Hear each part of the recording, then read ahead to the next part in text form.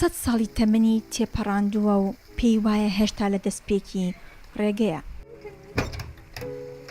لیزلهایزەر بە تەمەنترین نوێنەری خەڵکی ئەڵمانیا لە 100 ساڵ و 3 مانگەی تەمەنیدا بۆ ئەندامی ئەنجومەنی شارەوانی شارۆچکەی کێشایەن بۆلاندن لە هەرێمی ڕاینلاند فالس. هایزە لە یەکەمین ئەزموونی سیاسی ژیانیدا دەبێتە ڕۆژەف و سوپرایز بۆ خۆی و ئەڵمانیەکان، کەسێکی دوور لە سیاست و بە زیاتر لە سەدەیەک تەمەن دەبێتە ئەندام ئەنجومەن.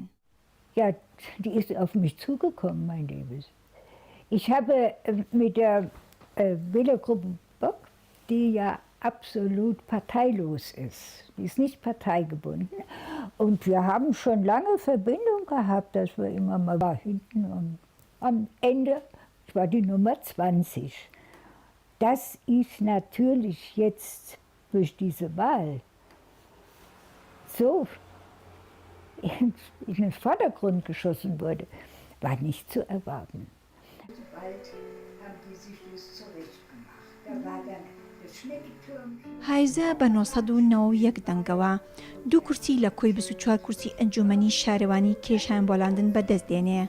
هایزە بە درێژایی تەمەنی مامۆستا بووە و دایکی 4 منداڵ و داپیرەی 10 نەوانە و 8 نەتیژەشی هەیە.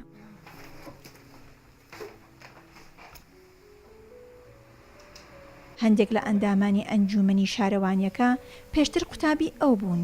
هایزە دەیەوێت لە ماوەی 5 ساڵی داهاتوویدا ئەو بەڵێنانە جێبەجێ بکات کە لە بانگەشەی هەڵبژاردندا بە دەنگدەرانی داوە. Also ich möchte auf jeden Fall erreichen, was das ist ja auch auf Wunsch meines Umfeldes, also auch der Kirchheimer Bürger, dass wir wieder ein Schwimmbad kriegen. Deswegen pflichtet für die Gesundheit ihrer Bürger zu suchen. Das ist der Sinn der Demokratie. Ja, was machen sie? Hauptsache ist, Kapital blüht und gedeiht und der Rest kann kaputt gehen. Und dagegen muss man jetzt was machen. هایزە کە شارۆچکەکە و دانیشتوانی لە پێشچاوی خۆی گەورە بوون و گۆڕان، هیوا بۆ ڕابردووەکەیان دەخوازێت و دەیەوێت شارۆچکەکەی بگەڕێنێتەوە سەر بەها کۆمەڵایەتی مرۆیەکانی ڕابردوو. Heise ist zum einen natürlich hoch respektiert von allen. Das resultiert natürlich auch daraus, dass sie sehr lange bekannt ist bei den Menschen und viele auch unterrichtet hat in der Schule.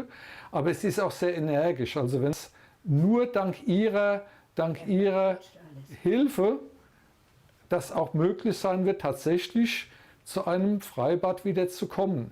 Es ist nicht garantiert, aber ohne sie wäre es gar nicht möglich. Bald haben die sich das zurechtgemacht. بەدەم قاوە خواردنەوە چیرۆکی سەیر و سەمەری جەنگی جیهانی و سەردەمی حکومڕانی هێتلەرمان بۆ دەگێڕێتەوە.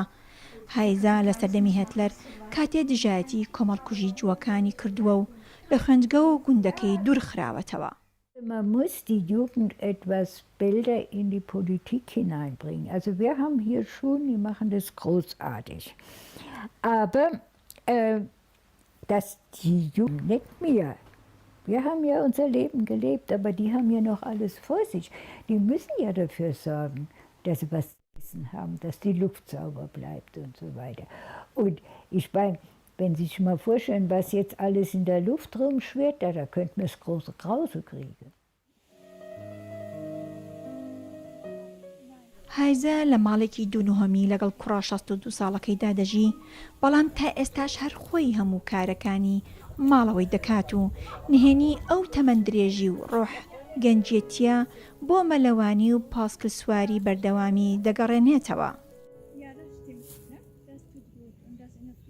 ئەوەی ئاوێنەکە پیشانی دەدات جیاواز لەوەی ئەو بیری لێ دەکاتەوە. ئاوێنەکە وێنەی ژنێکی پیری 100 ساڵی پیشانی لیزلهایزە دەدات، کەچی لیزلهایزە خۆی وا نابینێت، بەڵکو ئەو خۆی وەک گەنجێک دەبینێت کە تازە لە سەرەتای ململایەکانی ژیاندا بێت و پیری و زۆری تەمەنی ڕێگریکیان بۆ بەدیهێنانی خەونەکانی دروست نەکردووە. ئاڵاشاڵی ڕوودا و ئەڵمانیا